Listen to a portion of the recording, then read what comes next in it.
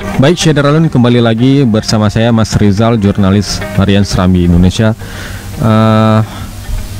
Bagi Syederalun yang ingin berpartisipasi dalam program podcast edisi bincang-bincang mengenai pendidikan karakter di Aceh ini, bisa bergabung bersama kami melalui layanan WhatsApp atau SMS ke nomor 0811689020 atau melalui layanan telepon 0651637172. Baik, Syederalun, kita akan lanjutkan kembali bincang-bincang kita mengenai masalah dunia pendidikan. Memang agak miris, Syederalun, setelah kita mendengar paparan dari Tengku Ajidar Masyahad tadi, yaitu anggota Majelis Pendidikan Aceh, di mana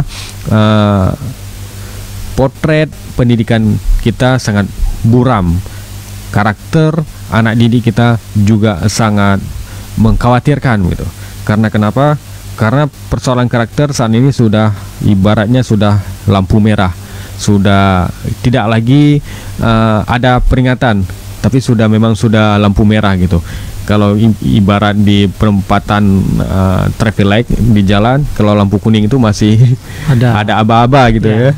Apakah mau kemana kita nih? Mau berhenti terus atau mau lanjut? Tapi ketika lampu merah tidak ada alternatif lain gitu. Ini yang menjadi persoalan utama di Aceh sebenarnya. Kita melihat memang gelontoran dana pendidikan selama ini sangat besar. Baik dari dana OSUS maupun dana sharing dana pusat dari dana sumber-sumber lainnya. Tapi mirisnya dunia pendidikan kita berada pada posisi 25 dari 34 provinsi yang ada di Aceh. Persoalannya, setelah kita mendengar tadi, sedikit banyaknya kita ketahui bahwa persoalan intinya itu adalah bukanlah masalah persoalan fasilitas pendidikan, bukanlah masalah anggaran, tetapi masalah karakter ataupun watak anak didik kita di Aceh. Ini yang belum tuntas sebenarnya sebelum kita melanjutkan ke tahap-tahap berikutnya gitu. Karena menurut Tengku Ajidar, tanpa ada pembentukan karakter yang betul, maka semua itu belum bisa untuk kita betulkan. Begitu Pak? Baik, ini ada informasi terbaru nih Pak Tengku. Ada informasi yang masih hangat lah, bisa kita bilang. Di mana di daerah kawasan Aceh Besar ini lingkupnya, di Pulau Aceh. Memang kalau kita mendengar sekilas Pulau Aceh dengan daratan Banda Aceh ini jaraknya kalau kita perjalanan itu hampir 2 jam perjalanan laut dengan kapal bot nelayan gitu ya. Hampir 2 jam. Persoalan di situ yang baru kita dapatkan adalah ada salah satu, bahkan ada banyak SD di sana yang kekurangan guru. Ada satu SD yang diwartakan oleh Serambi News.com di SD Lampuyang kalau tidak salah saya. Itu ada 9 guru yang mengajar di sana. 6 guru berstatus PNS dan 3 guru berstatus honor. Hanya 2 guru di antara 9 guru ini yang orang Pulau Aceh. Artinya dia bermukim di sana. Satu orang itu memang dia lahir di sana, yang satu orang lagi guru PNS, dia menikah di sana. Sudah menjadi warga Pulau Aceh. Mirisnya ketika di saat pendidikan selalu kita katakan penting, di sana malah guru-guru ini malas. Bukan muridnya malas, guru malas. Karena guru-guru 6 guru PNS tadi, guru-guru yang malas tadi, dia ini berada di daratan. Ada yang di Banda Aceh atau Aceh Besar. Ini potret-potret ini kalau kita kaitkan dengan karakter, apakah karakter ini sang guru ini juga harus diperbaiki begitu? Karena kita berbicara pada anak didik tadi. Tapi kita lihat kenyataannya sang guru juga sepertinya harus kita perbaiki karakternya dulu nih. Baik, ini menarik ya. Tadi kita fokus kepada karakter peserta didik. Kalau peserta didik karakternya sudah baik, berarti kualitas pendidikan nanti akan baik juga. Ya. Nah, tapi jangan kita lupa juga bahwa karakter peserta didik itu tidak akan baik kalau karakter pendidik, artinya guru itu tidak baik. Tidak baik. Nah, kalau kita kembali kepada literatur pendidikan Islami, justru di sana disebutkan apa? Ibda li nafsik summa li ghairik. Mulailah untuk dirimu dulu, kemudian baru untuk yang lain. Ya. Jadi kalau kita ingin memperbaiki karakter peserta didik, perbaiki dulu karakter pendidiknya seperti apa. Baik. Nah, dalam salah satu kitab kuning, kitab turas itu, dalam ta'lim itu ada bab khusus ya, babun fi ikhtiyaril ustaz. Ada bab yang khusus membahas terkait dengan memilih seorang guru. Memilih seorang guru. Ya, jadi dalam memilih seorang guru kita perlu memilih guru itu yang amanah. Nah, amanah dalam berbicara, amanah dalam bekerja, ya. Jadi ketika seorang guru dikaitkan dengan apa yang terjadi di Pulau Aceh misalnya, tadi ada 9 guru, lalu kemudian 6 orang PNS, 3 orang honorer. Dari sekian guru itu hanya 2 orang yang berada di tempat, ya, yang mengambil peran besar untuk menjalankan keberlangsungan pendidikan di Pulau Aceh. Dan 2 guru ini mengajarkan dari kelas 1 sampai kelas 6. Nah, ini pula dari kelas 1 sampai 6 dia juga yang menjadi guru. Kan sangat menyedihkan ini. Jadi 6 orang tinggal di daratan di Banda Aceh. Menurut informasi yang kita dengar, ini kan jarang mereka ke sana. Tapi mereka ini PNS. Nah, ini adalah salah satu karakter guru yang kita katakan guru yang tidak amanah. Nah, tidak amanah dalam bertugas. Jadi kalau karakter guru seperti ini, bagaimana kita harapkan karakter peserta didik itu baik? Kalau peserta didik tidak baik, karakter gurunya seperti ini, tidak amanah, bagaimana kita harapkan kualitas pendidikan itu baik? Nah, dalam hal ini pemerintah barangkali sudah berusaha ya. Bagaimana sudah berusaha? Mereka sudah mengangkat 6 guru PNS untuk mengajar di Pulau Aceh. Cuma tinggal 3 orang lagi. Cuma pemerintah tidak hanya mengangkat guru. Kalau mengangkat guru kan mudah, hanya mengeluarkan SK. Jadi guru dia. Nah, tetapi lebih daripada itu, pemerintah harus menjadi pengontrol. Dalam hal ini dinas pendidikan. Dia harus punya kontrak fakta integritas. Karena itu wilayah yang terpisah dari daratan Aceh. Nah, jadi harus ada kontrak khusus dengan guru-guru yang ditempatkan di sana. Ya, misalnya selain meningkatkan pengawasan, ya mungkin bisa juga umpamanya dengan menambah tunjangan kinerja guru yang bertugas di sana, sehingga guru di sana bertanggung jawab penuh untuk mengajar di sana.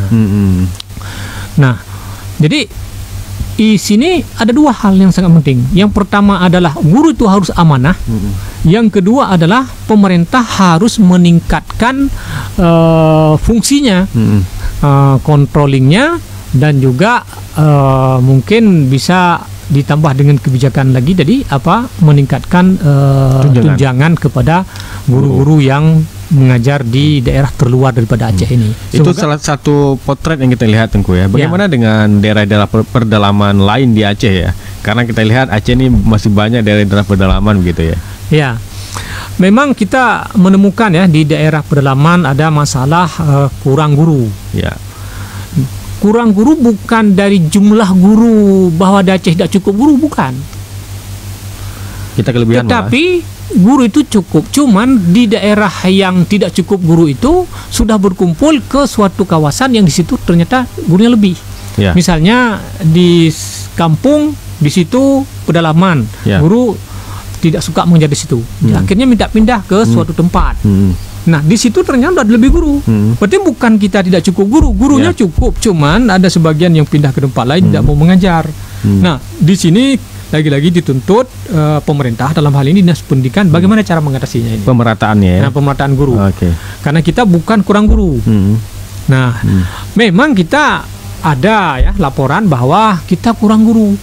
Kalau kurang guru mudah saja diatasi, tinggal mengangkat guru yang belum jadi guru kan. Nah, tetapi bukan itu masalahnya. Guru kadang yang diangkat untuk mengajar di suatu tempat, dia tidak amanah. Buktinya dia tidak mau mengajar di situ. Dia pilih ke tempat lain, pilih pindah, sehingga di situ tidak ada guru. Jadi keberlangsungan proses belajar mengajar di situ, siapa yang bertanggung jawab? Lalu kemudian kita berharap kualitas pendidikan Aceh harus baik. Bagaimana baik? Sedangkan dia tidak mengajar di situ.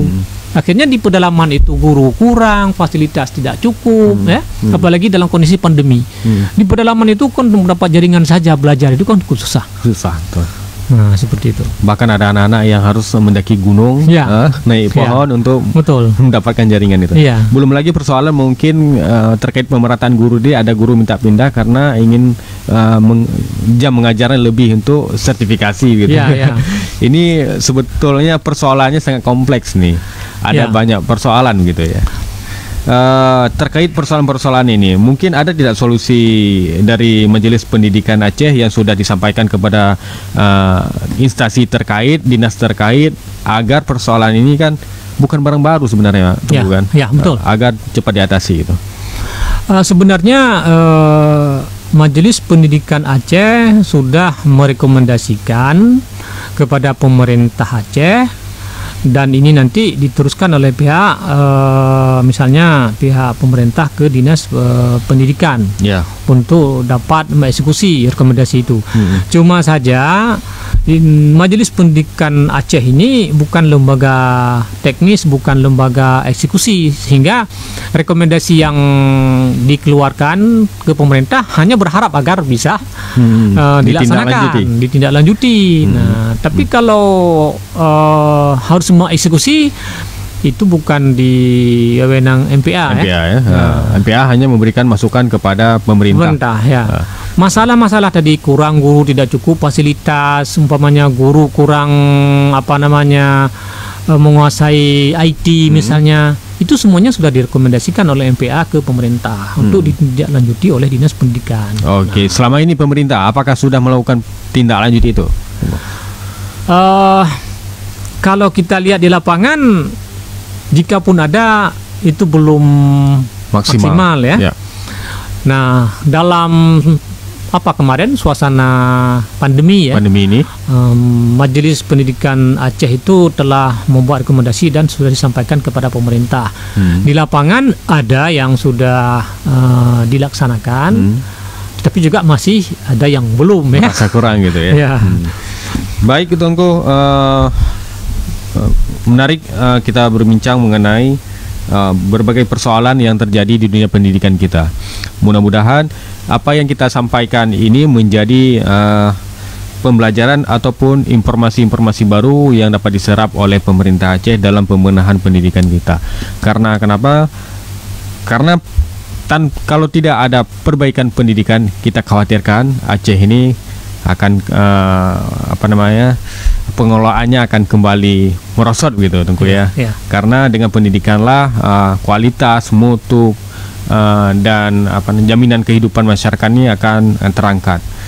Tentunya seperti yang Tengku Ajidar katakan tadi, sebelum kita beranjak kepada pendidikan yang lebih jauh, karakter dan watak inilah yang perlu dibentuk terlebih dahulu. Keluarga adalah pendidik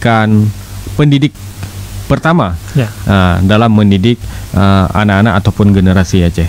Baik, Syed Daralun, tidak terasa sudah kita sudah di penghujung bincang-bincang. Sudah 1 jam lebih kita membahas mengenai persoalan dunia pendidikan Aceh yang kian miris kita lihat. Mudah-mudahan ke depan pendidikan Aceh semakin membaik, semakin ada pembenahan, semakin merata gurunya, dan kualitasnya juga tidak kalah saing dengan tingkat nasional.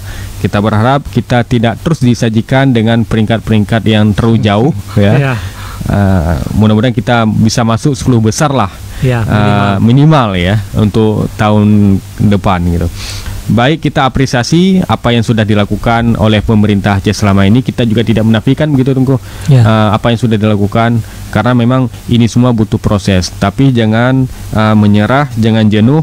Juga masyarakat, lingkungan juga harus berpartisipasi dalam pembentukan karakter pendidikan generasi Aceh ini. Baik, Syed Daralun, demikian bincang-bincang kita pada sore hari ini. Semoga dapat membawa manfaat bagi kita semua.